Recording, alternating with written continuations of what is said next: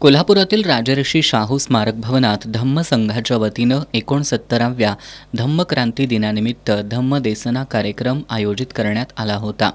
कार्यक्रमाला पद्मश्री प्राध्यापक लक्ष्मण माने, प्राध्यापक अशोक चोकाकर यांची प्रमुख उपस्थिती होती। यावेळी बोलताना माने यांनी धम्माचे सामूहिक चिंतन या विषयावर मार्गदर्शन केलं। भारत बौद्ध धम्ममय करणं हे डॉक्टर बाबासाहेब आंबेडकरांचं स्वप्न अपूर्ण राहिलं, ते पूर्ण करायची जबाबदारी आपली असल्याचं त्यांनी सांगितलं। सध्या सर्व जातींमध्ये सर्वात मोठा शत्रू अहंकार आहे। अशा सगळ्या परिस्थितीत माणूस म्हणून उभारण्याचा आणि गुलामगिरीतून मुक्त होण्याचा धम्म हा एकमेव मार्ग असल्याचं प्राध्यापक माने यांनी सांगितलं। बुद्धाच्या रस्त्याने जाणार आहे, बाबासाहेबांच्या रस्त्याने जाणार आहे आणि हाच एक मार्ग हा आपल्या मुक्तीचा मार्ग आहे। आपल्याला माणूस म्हणून उभं राहायचं असेल तर हाच एक मार्ग आहे की ज्या मार्गाने आपण गेलो तर गुलामीतनं आपली मुक्ती होईल। जी धार्मिक गुलामी तथाकथित आपल्यावरती लादलेली आहे तिच्यातून आपण बाहेर पडू शकतो। आपण स्वतः 42 जमाती एकत्र करून धम्म स्वीकारला। या जमातींमध्ये अनेक रूढी परंपरा होत्या। त्या परंपरांचा ऐतिहासिक दाखला देत त्यांना आपण मूळचे बौद्ध असल्याचं पटवून देण्यात यश आल्याचं त्यांनी सांगितलं।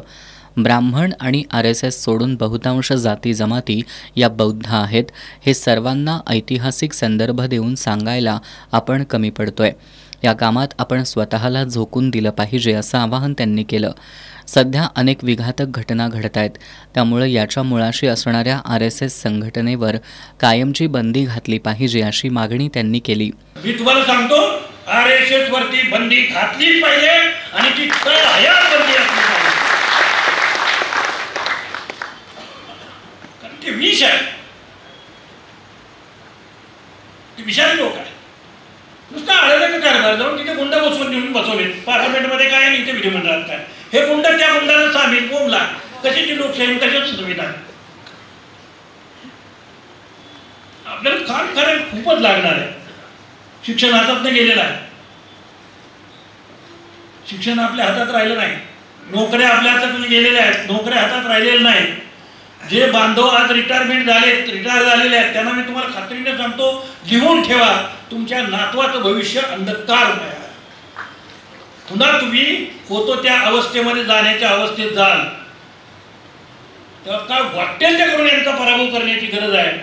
प्राध्यापक अशोक चोकाकर यांनी येत्या काळात जास्तीत जास्त ऐतिहासिक संदर्भांसह विविध जातींना धम्माविषयी माहिती देऊन जास्तीत जास्त धम्मप्रसार करण्याचं आवाहन केलं।